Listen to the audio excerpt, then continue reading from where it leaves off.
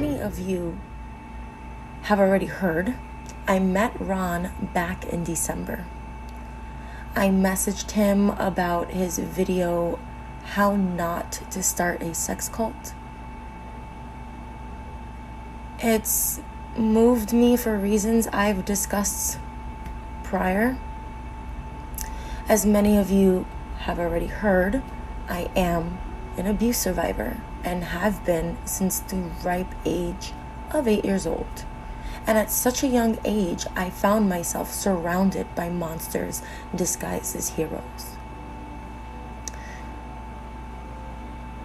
When a little girl grows up without a father, you tend to latch on any male influence that can replace that emptiness. And so I have, with men that were supposed to be my protector. And they took advantage of that.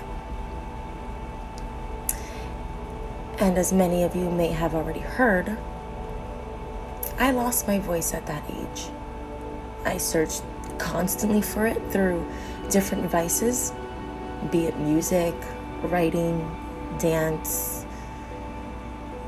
You know, you all should look out for the ones that are multi-talented. Sometimes they're hurting the most. They mask their pain with hobbies. You may remember my saying that losing your voice at such a young age, you become afraid to say no. You become a slave to your own mind and thus a slave to others. As many of you may have heard, I survived self-harm and suicide attempts. Not only does the feeling at the moment of release haunt my every moment, as do my scars. When I told you that I was promised a safe space, that was the truth. I was promised a space to be free, to speak and meet like-minded people that have walked my same path, just in different shoes. I looked forward to the community because, as I have said, a community like this would have saved me mentally when I was younger. When I told you that upon my first response from Ron, I was starstruck. He was a YouTuber that I have watched for a year and change before actually subscribing and reaching out to. This was a big deal for me. In my eyes, he was doing the Lord's work. He was exposing the dark things that happen to children, that happened to me. He was so important to YouTube in my eyes that I could never see how he could do any harm. But then I became part of his community. And Ron, I'm addressing you personally. You say that I am spreading lies. You have mentioned my location and job in a video of yours to hurt and scare me. Your mods spreading the false information that I am behind this, leading you to attack me the way you did after all that I've been there for you through. May I ask you, what was a lie? Is it a lie that your first words to me were defending the kink community, as I just told you that I was a survivor of it? That first conversation on Instagram quickly turned into the practice of paganism. It did. And I connected with you as I showed you my library of books. I connected with you when I told you that I wanted to learn more and that a piece of me was missing when I stopped practicing. We began speaking through voice messages about your practice and the book that you were writing. And I was glad that the conversation had switched topics from kink to this, because as you may have noticed in my response to you, I was triggered and upset. I had just watched your video. Was it a lie that you promised me safety, homage, and security? As I am now remembering, I was already in your Discord, paying for your Patreon and YouTube membership. It was my first time having ever been on Discord. Via the Instagram messages, you told me to message you there. And I did. I asked if you were sleepy, because it was already 7 a.m. for you. But you were not tired. You smelled an opportunity. You smelled the vulnerability off of my skin. How were you going to be able to sleep? I was walking into a den of darkness, a den that I have already escaped from. A den that, ironically, you helped me find closure for through that video. I engaged you. I wanted to hear what you had to say. I wanted to know what was on your mind. I wanted to learn the things that you wrote about in your book. I wanted your friendship. Yes, it was not all bad. But in just a short time, I was being lassoed and dragged. You mentioned your kinks to me. I mentioned my former ones. You showed me parts of a contract and told me that I would be too scared if you showed me the full one, as I had just mentioned to you that I would never, ever stick a fist up my ass, because that's what you told me one of your kinks were, which I later found out is one of your punishments for your girls when they break one of your rules. Your contract wasn't a kink. Your contract was a parenthood. And I want you to understand what I mean. Your contract was full of demands that only a strict parent would place. Your contract asked that you be told my fears. Your contract asked that I write and call every night, that I give you a rundown of my day, that I don't do or go anywhere without your permissions. Your contract demanded punishments if I did not oblige. Your contract started to awaken the little girl that was so desperate for family in me. And yet, I did not sign the contract. But as you began to write more, I read more. I engaged more. My curiosity was piqued. I even remember telling you that you can trust me and that I trust you, and it may not make any sense, but I'm so used to having my trust betrayed. You feeding into my insecurities and emotional issues, albeit purposely or not, did not drown the feeling of how wrong it all felt. I was still hurting. I was hurting that a person that I've opened up to and thanked for easing my pain began to bait me into the same ropes I had mentioned leaving. Yet, as a fault of my own, the conversation continued. I mentioned that I was not ready for any of those things. I mentioned that I've wanted to learn more magic with you. Yet, you told me that you couldn't have one without the other. Was that a lie? Although it all felt so wrong,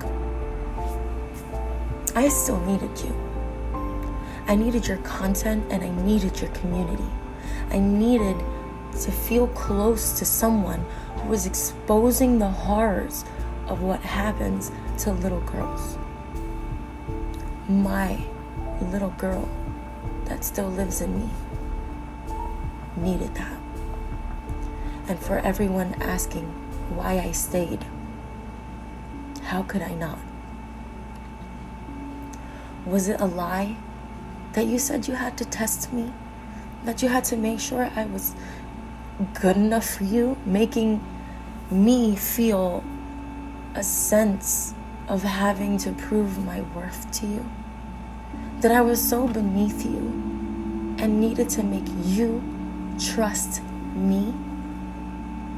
You needed me to trust you, not the other way around. Isn't that how a sub-dom relationship works? Was it a lie when you said that I was the only one, aside from one other female that you and your wife occasionally play with? You picked at my vulnerability of needing to feel special to someone, and you did it. Congratulations, you did it. It felt special to think that I was. But that was a lie. Now, wasn't it?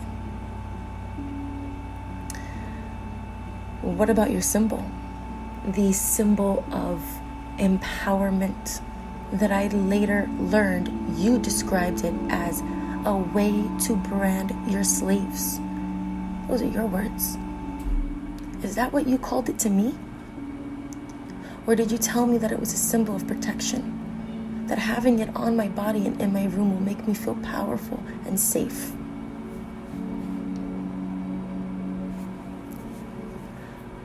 What about the day that I showed you my scars? The day that I opened up to you on Snapchat of the horrors I've endured and the things that I've survived.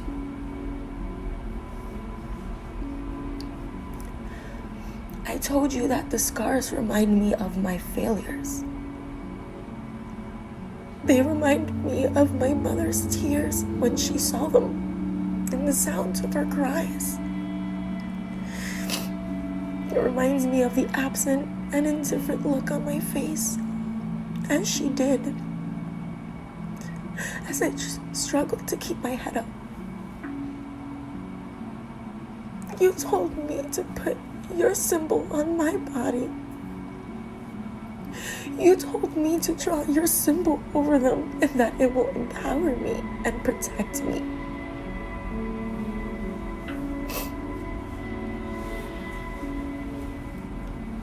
You took advantage of my pain to brand me. I raised you. I lifted you up. Sure, I did not sign the contract, but I still believed in you.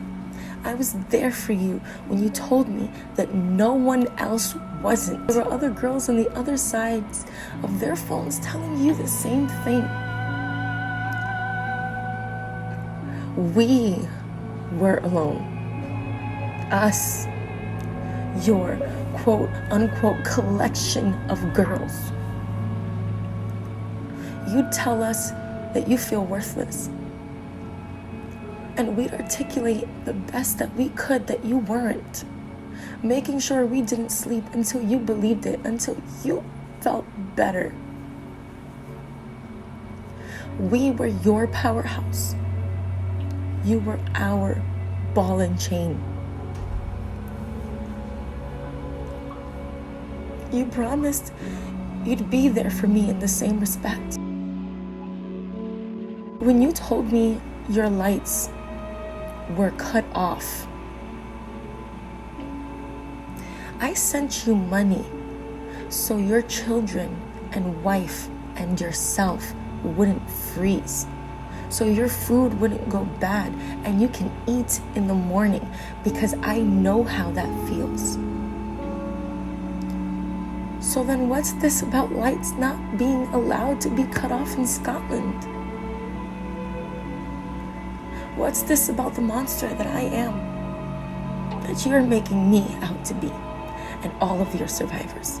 As your disappearance began in December, I grew closer to your community. A community of hidden girls that you made feel special. A community of girls that were taught to hate each other, to not speak to each other, to question each other's motives. I waited anxiously for you. I waited anxiously for your practices. You promised me that we'd do a meditation connection where I would be able to become one with you, and that it was magic that you haven't practiced with anyone aside from one other person. And I waited for weeks, anxious to experience how you described it.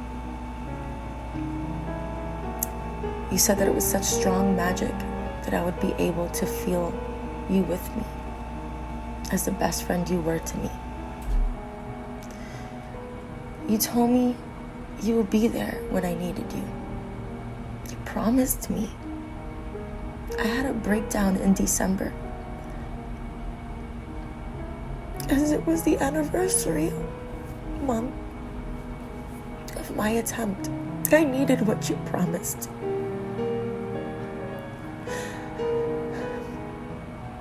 And I was left, just as all the other girls, stranded and waiting, asking ourselves, what have we done wrong? And not just girls, guys, the men in your community, in your mod team, that have countlessly helped you. You left us all waiting. That's when I drifted away from you and closer to your community. That's when I met friends that I would go to bat for and still will till this day. That's when I was brought back into reality. And when you came back, I was different. I felt like I no longer needed you. You asked me about the contract again and if I thought it over, and I told you that I was now seeing someone. And you were distant about it at first until I told you who. And then you were angry. Is that a lie? Come to find out, the reasoning of your disappearance. Why ask me anything at all? Weren't you just fucked so royally because of all of this? Wasn't your family healing? You lied to me about why you left. You lied because you didn't want me to know that there were other girls. You told me you were sick. I mean, for the amount of times that you're sick, go rent a bed at the hospital, please. Like, you need it. Sick, yes. Sick with despair that you have been found out. Sick with anger to learn that every truth comes to the light. And you know what? I still stood in your community. Still, I believed in you because I believed in your work. I believed in our friendship. I believed in your promise. I believed in your message. And I believed that I was going to make a difference within it. You promised me you would never leave again. And that no matter who I was seeing, we'll always be friends. I believed you. After a few nasty comments about it, of course, and I believed you. As my relationship with this person was very short-lived, I called you to lean on you about what happened, just as you said I could.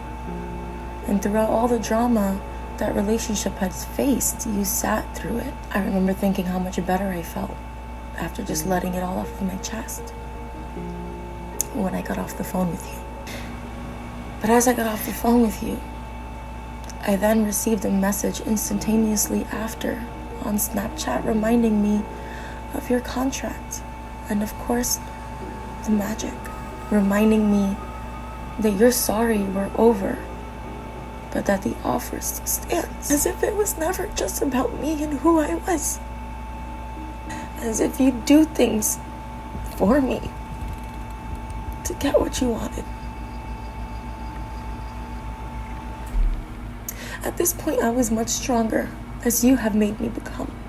And you taught me how to live without your promises because you couldn't keep them.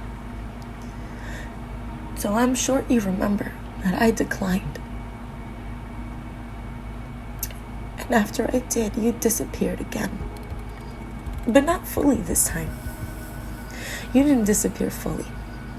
You still did your streams.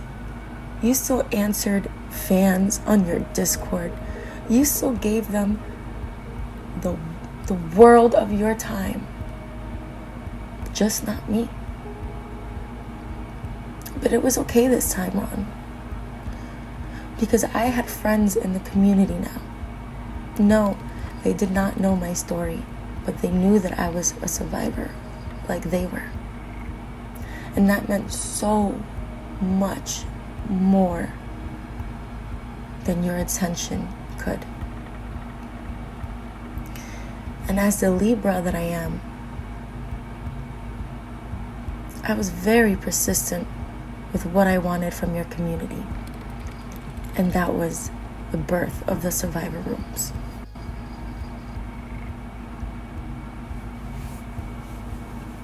Once you finally found the time of day to contact me back, I told you my vision of a survivor room, of a place that will give strength to others that I so desperately needed. And so that's when the Survivor Project began. Yet the drama, was far from over. You told me that you've tried the Survivor rooms before and that you hated it, and that you never wanted to do it again. Is that a lie? But after having explained why it was so important to me, you attempted to create them. You modded me and gave me power over that room. I put my heart and soul into it. But as the Discord drama began to flourish, it just kept getting pushed back. The friends that I have made and myself were in a constant battle with your mod team. And because they were so important to me, too, I constantly called you to attempt to rectify the issues. We've all spoken on the phone together, as I like to leave names out for their own privacy. It was a battle almost every day. And you called me and told me not to worry, that I was important and that you were going to handle them. Only to find out you told them the same thing about me. When you called me, you told me personal details on an intimate relationship of two members in the community, shaming them. Shame on you, for what you were doing to all of us was much worse. But you told me not to say anything, and I didn't. And I kept that secret and took it to my grave to find out that it was surrounded by lies to protect yourself in your constant absence. I monitored and protected your people as I put myself in harm's way while doing so. Do you remember the time that I called you crying, my heart shattering with every breath after what your community members posted?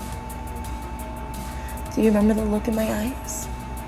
The tears and makeup running down my face, my voice hardly audible as my words shook?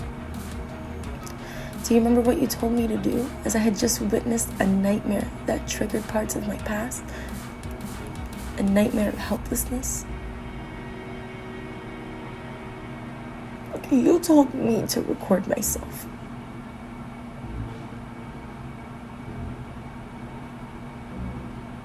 You told me to write down things that you wanted me to say. And as your lovely wife was in the background trying to console me, you told me to record myself in the state that I am in, so that we may make a video of it, so that you may exploit my pain for views, not expose the problem. And I didn't, and I wouldn't, and of course you left again. However, your web of lies started to unravel. I was being given information about you that surprised me, that shook me and disgusted me. after a falling out within my first friend group, I became closer to the original mods. Because finding the truth together always brings forward the best in each other. And I became so close with them. And I love them both, all of them, still to this day. Was I a fan of Twinkie and Yellow and any of your mods before? No. As they told me they weren't fans of me either. But it wasn't because we didn't like one another. It was because you kept us all apart. It was because you spread lies like wildfire behind our backs to each other. And in your absence, we came together. I learned about your money fraud. I was told that lights can't be shut off in Scotland. I was told that you have used and constantly asked your team for money. I was shown proof. And yet, as you may even ask them if you'd like, I still defended you. I told them that it wasn't a fraction of importance to me from what you're doing in your videos. It was hurtful to have been lied to, yes, but your movement was still so much more important to me.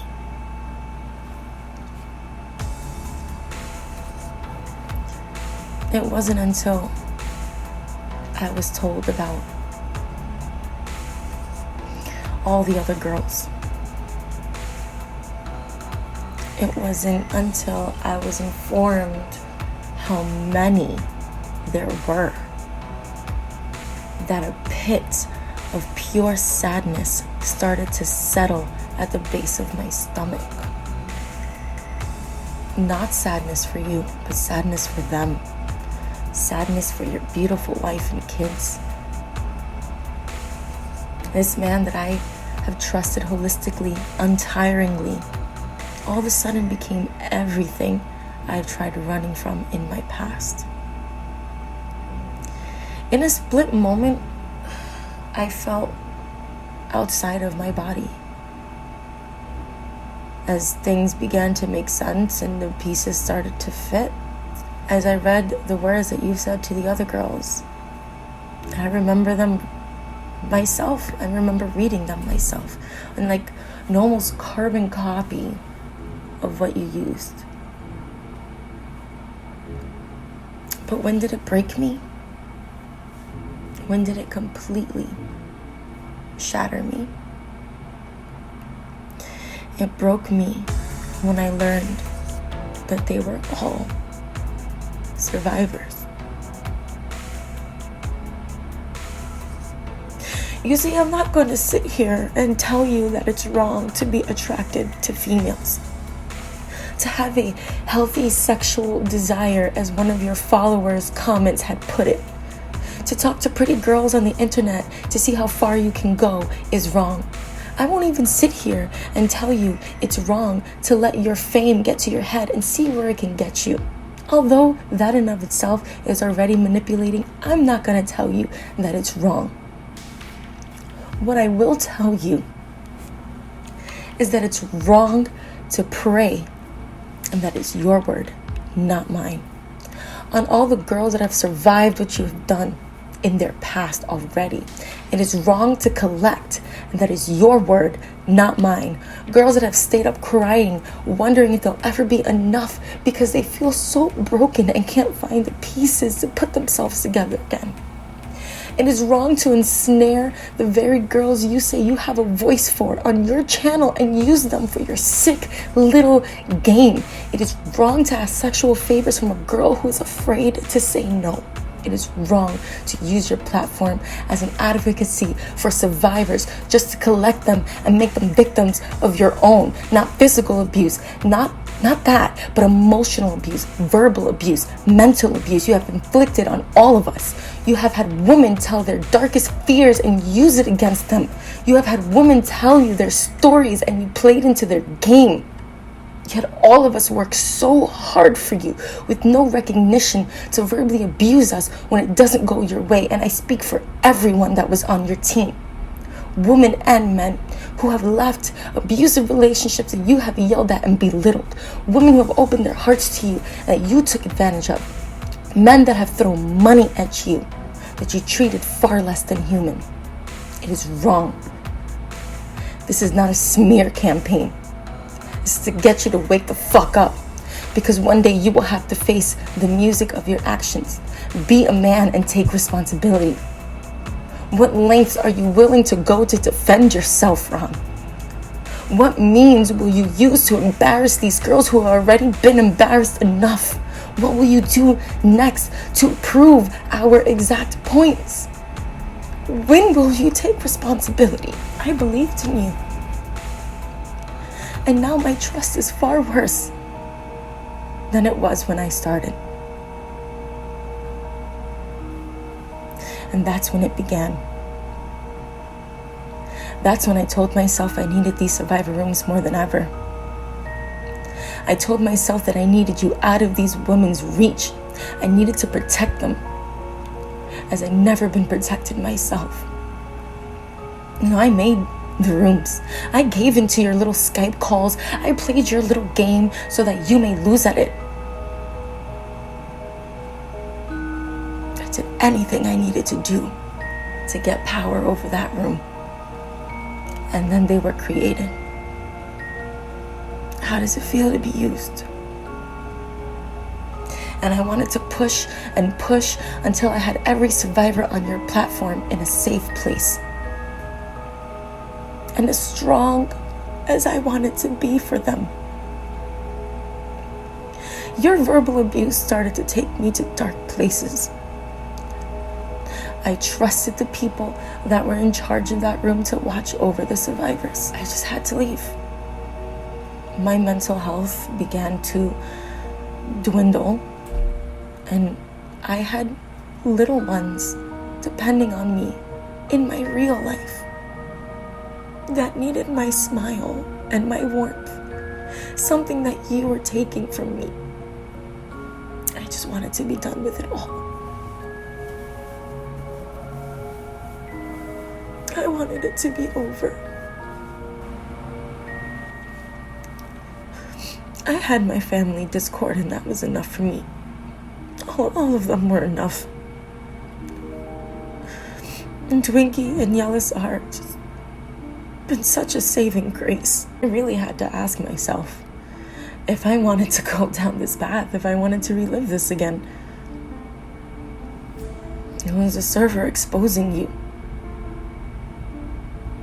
bringing awareness to the things that you've done. And more girls started to come out. And I knew I had to listen. I had to be there. And the sadness in these women's voices kept me. They broke me. They awoken me. I was just a speck. I was like a pebble on the ground compared to what you put these women through. My story is like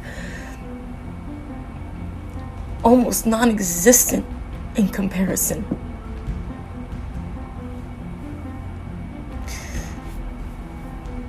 And just when I thought I couldn't be any more surprised, and with each and every story I was, because it just got worse and worse.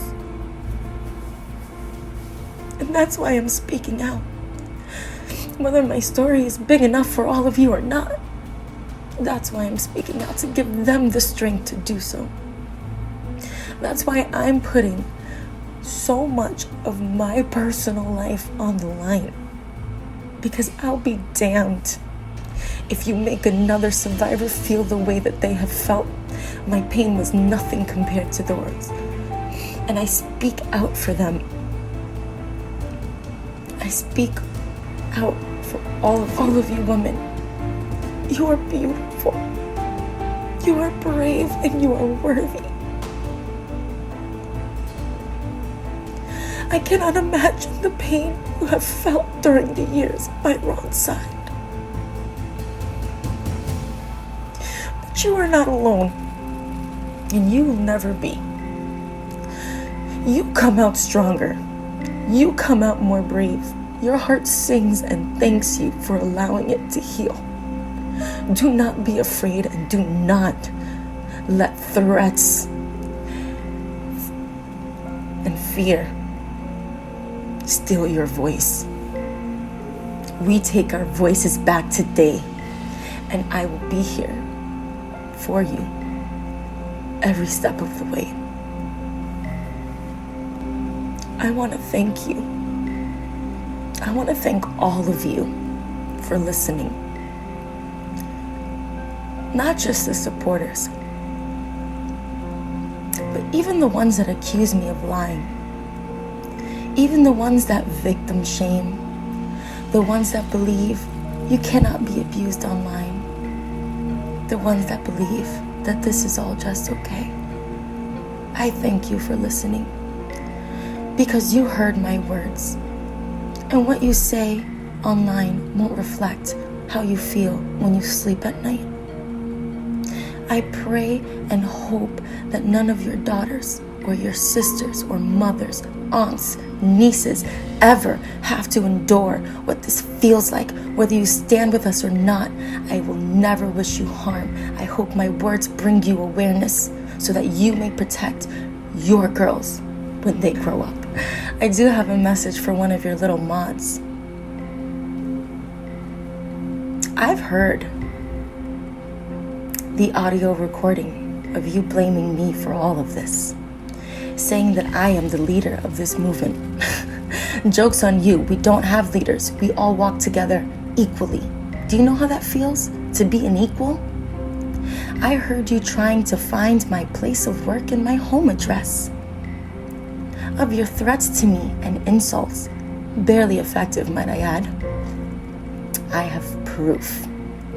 I have proof of you claiming that you will self-harm yourself just so you can take it to the police and accuse us of cyberbullying and lie to them, saying that we made you do it. I have it all. You know who you are, and I am waiting. You are not off the hook. You have more to answer for than you probably even know. You have terrorized my friends and survivors. It saddens me that as a woman, possibly with little girls of your own, that you will reach to these lengths. It saddens me that you turn your back on survivors and that you verbally abuse them as well. You are no better, if not worse. And this is not a threat. It's a fucking call out. I'm going to be having my say with those who have been speaking out against me, so... Your mods spreading the false information that I am behind this, leading you to attack me the way you did. He said that Lvngdead.doll are the ones running this whole thing? Is that we have to tell people what's happening when putting those local people on blast by making them look like pieces of shit. They can twist that information. But when you have a group of people who are upset because they've been affected by this, by a bunch of cyberbullies, and we have all of their names, I'm just saying that that's a little bit more powerful. That's like a Jeffree Star card there. I'm just saying, like, I mean, we can use what they've done to us. And I mean, I don't mind making a video that they're going to watch and they're going to pass around, and then I can pass around in the right areas of their community Facebook boards, saying that I'm scared because I was harassed by this person that lives in blah, blah, blah. I mean, that'll get around, and I mean, that'll speak for itself because, I mean, they're the ones doing it. They're not secret about it. If that was to get out, that would destroy her whole life career. I don't think that's different than, like, you know, revenge. I don't know. I feel like that's different. I feel like that's... But the problem is, as I have her address, I have her number. Like we said, I don't want to push anybody any more than we already have. I need to figure out... I cannot figure out where this woman works. I cannot... I've looked at the teacher certificates. I can't find it. I have her name. I cannot find anywhere she works. We need to figure out where this woman works. We've retracted, but then we've been recorded being angry, saying shit that we each wanted to do. So we've had as a teacher that has a position, I think she has a pretty big position in doing big schools in New York, that she needs that job, that being a teacher is her livelihood, and she has, you know, a musician. She cannot be exposed as the head of a cyberbullying ring. She cannot. Because I will send this file of everything, and I will send it to her employer. I guarantee you this will end everything.